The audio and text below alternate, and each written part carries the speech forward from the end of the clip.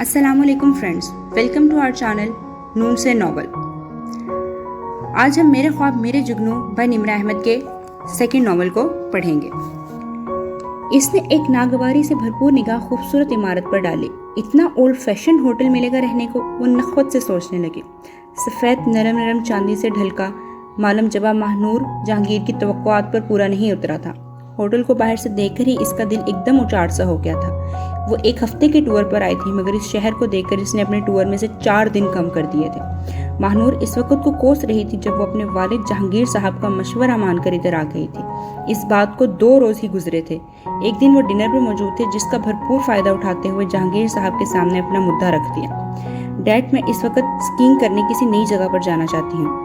तुम हर साल जाती हो महानूर, इस साल अपनी पढ़ाई पर तवज्जो दे दो तो बेहतर होगा। वो नरमी से बोले। मैंने मशवरा मांगा था। इसने नाक चढ़ाई। आप तो लेक्चर देना शुरू हो गए हैं। खाना खाते सिमल ने एक लम्हे को सर उठाकर इसकी तरफ और फिर बाप की तरफ देखा, जो महानूर को देख रहे थे। सिमल सर झुकाकर दोबारा खाने में मसरूफ हो गई। नूर, मैं तुम्हारी स्टडीज के बारे में बहुत कंसर्न्ड हूँ बेटा। वो प्यार से बोले।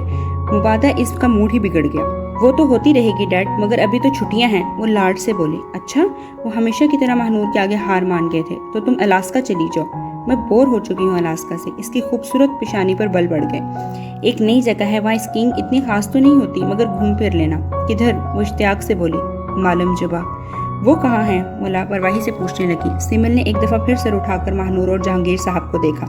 यही पाकिस्तान में ही है, जहांगीर ने बताया तो सिमल दोबारा खाने में मसरूफ हो गई। अच्छा, महानूर हैरान हुए।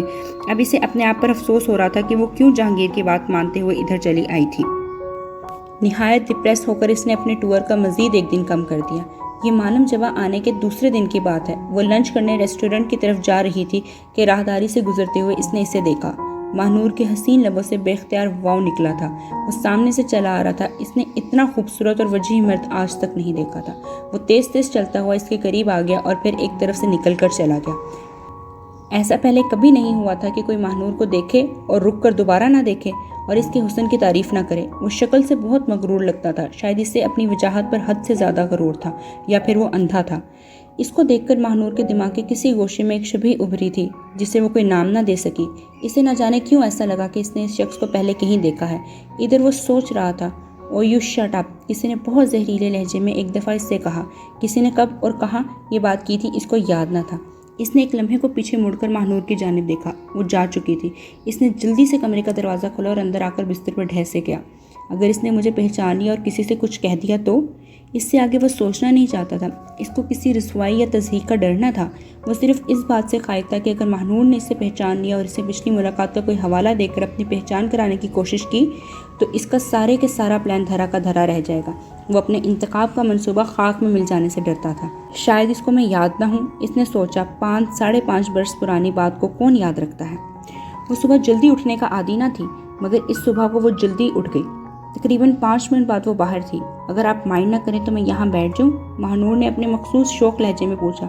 वो एकदम चौंक पड़ा और सर उठाकर इसकी जानिब देखा। जी, ये कौन सा मेरे बाप की जगीर है, आपका जहाँ जी चाहे बैठ जाए, इसने कंधे उचकाते हुए कहा और दोबारा अपनी किताब की जानिब मतवज्जा हो गया। इतने बेनियाज अंदाज पर वो थोड़ी सी खफीफ हुई, मगर फिर संभल गई। क्या पढ़ रहे हैं आप? काफ़ी देर खामोश रहना इसकी फितरत में न था, इसलिए बोल पड़ी। दी हॉबिट, इसने मुख्तसरन कहा और किताब का कवर बादल न खवास्ता इसके आगे कर दिया। ये तो सिमल के पास भी है। वो बेसाख्ता कह उठी। सिमल जैसी फजूल लड़की तो 1000 सफ़ों वाला इतना ज़ख़ीम नावल पढ़ सकती है, लेकिन मगर इतना हैंडसम और डिसेंट आदमी। 1 मिनट में आपकी किताब देख लूँ? इसने चुपचाप किताब इसके हाथ में पकड़ा दी। वो कुछ देर तक तो सफ़े उलट पुलट कर देखती रही, मगर चूंकि किताबों से इसको वहशत होती थी इसीलिए जल्दी ही लौटा दी। क्या करते हैं आप? रिजल्ट का इंतज़ार कर रहा हूँ। वो नावल पर से निगाहें हटाए बगैर बोला। फिर क्या? ज़ाहिर है जॉब करूँगा, अगर जॉब मिल गई तो। क्या नाम है आपका? क्यों? इसने तड़क कर कहा तो वो सटपटा कर रह गई। क्यों का क्या मतलब? आपका नाम ही तो पूछा था, क्या नहीं पूछ सकती? वो एक अदा से बोली। वेल नहीं। वो इसकी जानिब देखते ही बोला।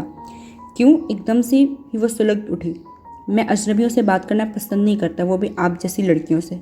क्या मतलब मेरे जैसी? मैंने कहा ना, मैं अजनबियों से बात करना पसंद नहीं करता। इतना कहकर वो उठा और लंबे लंबे डग भरता वो चल दिया। वो बुड़बड़ाई। गैर तरक्की याफ्ता मुल्क के तंग जहन लोग, मगर महानूर जहांगीर ये समझने कासिर थी कि इस शख्स की आंखों में इसके लिए इतनी नफरत क्यों थी। کیا تھا وہ جو سینیٹر شیخ جہانگیر کے پاس نہ تھا؟ ہزاروں ایکڑ رقبے پر پھیلی جاگیر، کئی شاپنگ پلازے، 6 ممالک میں پھیلی 5 اور 6 اسٹار ہوٹلز کی چین، سینیٹری اور ماہنور جیسی خوبصورت بیٹی۔ سمل جیسی بیٹی بھی تھی اور بہت فرق تھا سمل اور ماہنور میں۔ ماہنور جتنی خود غرض تھی، سمل اتنی ہی احساس تھی۔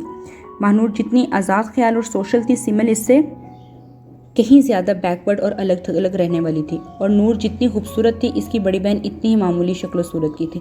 جہاں نور مجسمہ حسن تھی، وہاں سمل پیدائشی طور پر ایک ٹانگ سے مفلوج تھی۔ بچپن سے لے کر جوانی تک ماہنور کو ہمیشہ اہم ہونے کا احساس دلایا گیا تھا۔ وہ ہر محفل کی رونق ہوتی۔ گو کہ وہ سمل سے 1 سال چھوٹی تھی، مگر جب بھی جہانگیر باہر کہیں سے ان دونوں کے لیے گفٹس لاتے، سب سے پہلے ماہنور کو اپنی پسند کے مطابق چیزیں اٹھا لیتی، جبکہ سمل جھجکتی ہی رہتی اور آدھی سے زیادہ چیزوں پر قبضہ ہو جاتا۔ رفتہ رفتہ سمل کو کپڑوں اور جیولری اور اس طرح کی چیزوں سے نفرت ہو گئی۔ وہ آہستہ آہستہ اس دنیا کے باستیوں سے دور ہوتی گئی۔ اس کی اپنی دنیا بن گئی تھی، جہاں بس وہ ہوتی یا اس کی کتابیں۔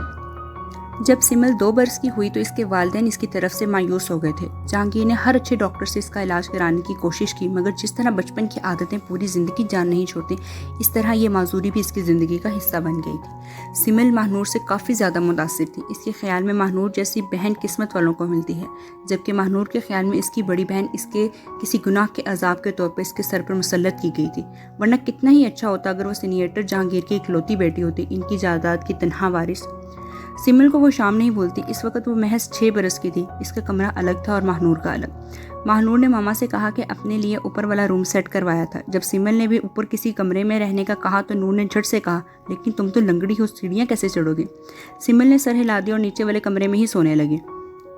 اس رات بھی وہ سونے کے لیے لیٹی تھی جب دروازہ کھول کر ماہنور اندر داخل ہوئی۔ کیا ہوا نور؟ وہ پریشانی سے بولی۔ نور نے ہونٹوں پر انگلی رکھ کر اسے خاموش رہنے کا کہا اور دھیرے سے بولی، آنکھیں بند کر لو۔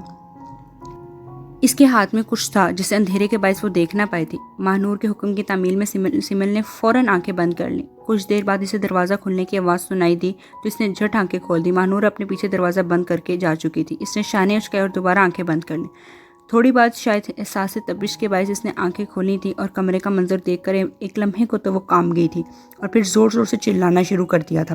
اس کے بستر کو آگ لگی ہوئی تھی، ہر طرف شعلے اٹھ رہے تھے۔ یہ منظر یاد کر کے آج بھی اس کے رونگٹے کھڑے ہو جاتے تھے۔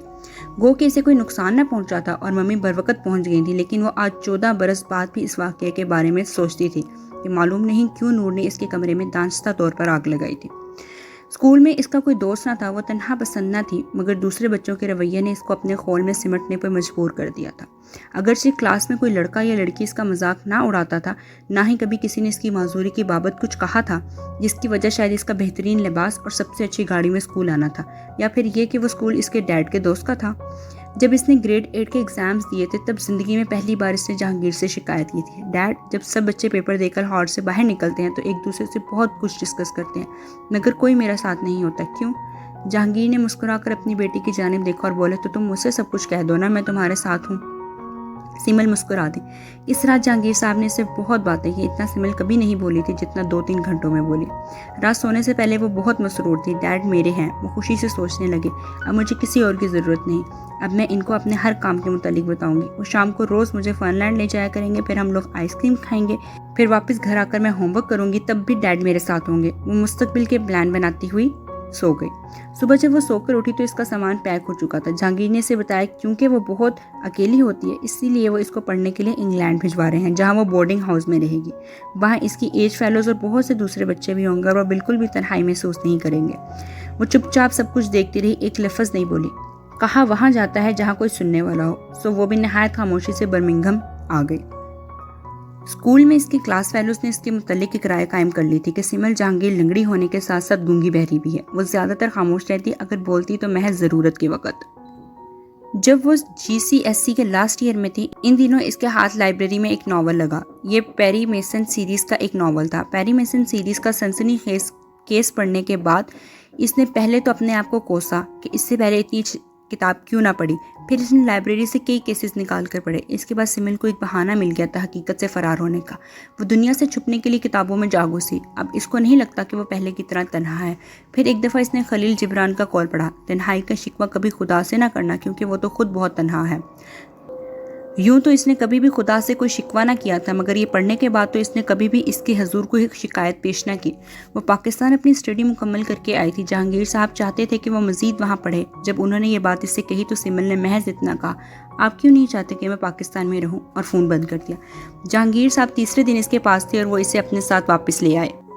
اس نے BBA آنرز میں ایڈمیشن لے لیا، مگر اس کا دل پڑھنے کو نہ چاہتا تھا۔ پھر پارٹ 1 کے ایگزامز بھی نہیں دیے۔ پڑھائی سے اس کا دل اچاٹ ہو گیا تھا۔ اس نے پڑھائی ہی چھوڑ دی۔ اس کے والدین نے اس فیصلے پر کچھ نہ کہا، کیونکہ وہ اسپیشل چائلڈ تھی۔ وہ کچھ کہہ کر اسے ہرٹ نہیں کرنا چاہتے تھے۔ آج کے لیے بس اتنا ہی۔ باقی کی کہانی کے لیے دیکھتے رہیے ہمارا چینل، اور سبسکرائب، لائک، شیئر ضرور کریے گا۔ اللہ حافظ۔